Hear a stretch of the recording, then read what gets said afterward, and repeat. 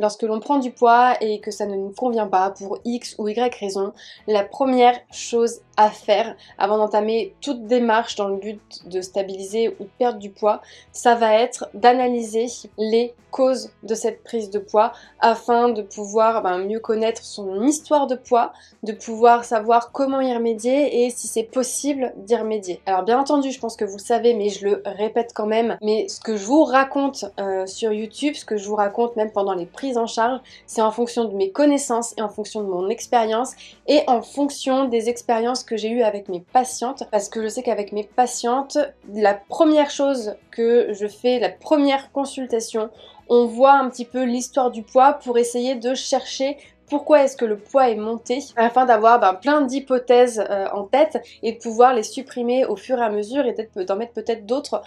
en lumière qui pourraient expliquer le pourquoi du comment. C'est quand même important pour moi de le partager avec vous parce que j'entends énormément de personnes, même dans les commentaires, dire que c'est des mauvaises habitudes alimentaires, que c'est à cause des aliments que certaines personnes prennent du poids, et c'est une croyance que j'aimerais bien qu'on s'enlève de la tête. Je sais que toutes les patientes qui viennent me voir en cabinet la première fois me disent que c'est à cause de leur alimentation qu'elles ont pris du poids, et on se rend compte en parcourant un peu leur histoire de vie, leur histoire de poids, que finalement c'était une autre raison qui leur a fait prendre du poids que l'alimentation. Donc d'après ce que moi j'ai pu analyser au cours des dernières années, une des raisons qui pourrait être responsable de la prise de poids, ce serait une mauvaise gestion des émotions. Vu que la personne ressent énormément d'émotions négatives, voire même positives parfois, le corps va du coup envoyer des signaux d'envie de manger, des aliments caloriques, mais le problème ce n'est pas les aliments caloriques, c'est le fait que les envies soient du coup plus présentes parce qu'il y a une mauvaise gestion des émotions. Le problème c'est que vu que la personne n'a que des envies de manger, le corps n'a pas le temps de pouvoir réguler son poids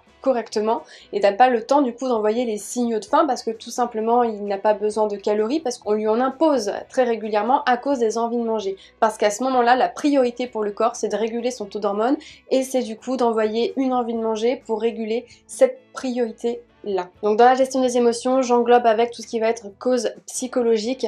qui serait due du coup à des éventuels traumatismes. Autre raison qui pourrait expliquer la prise de poids, ça pourrait être les maladies hormonales ou même des traitements médicaux. Alors pas tous, mais il y en a certains comme les antidépresseurs, la pilule, les corticoïdes. Parfois j'ai pu entendre de la part de mes patientes qu'elles avaient vu une différence entre le avant le traitement médical et après le traitement médical, notamment par exemple sur des médicaments pour traiter la migraine. Enfin voilà, pour le moment c'est un petit peu les traitements que je vois le plus souvent en consultation qui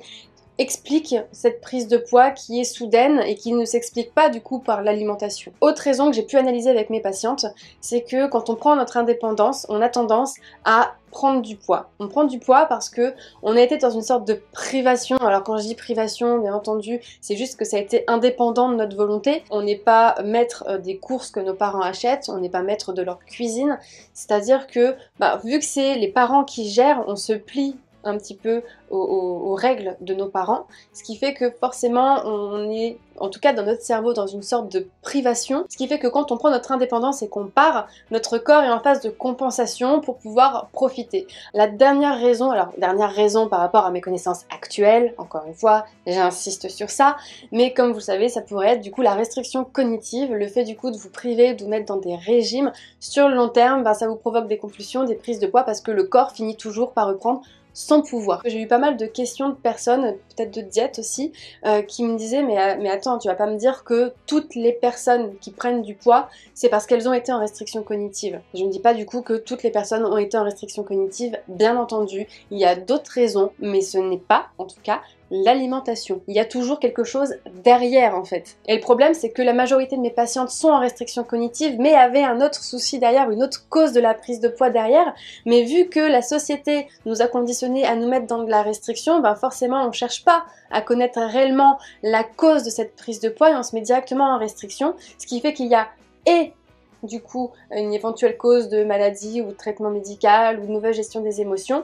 et en plus de la restriction. On peut accumuler plusieurs causes du coup de prise de poids. Donc voilà pour la vidéo d'aujourd'hui. Et puis comme d'habitude, en attendant qu'on se revoie demain, je vous laisse liker la vidéo, la partager et puis vous abonner si c'est toujours pas fait.